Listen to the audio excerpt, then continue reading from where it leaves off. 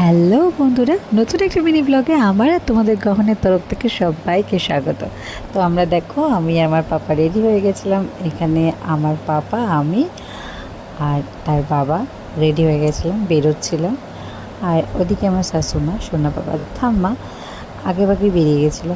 তো দেখো, এই বেরোনোর টাইমেই হঠাৎ করে বৃষ্টি চলে এলো। বর্ষাকালে বলা যায় না যখন তখন বৃষ্টি, তো অগত্যা ছাতা নিয়েই বেরোতে হলো।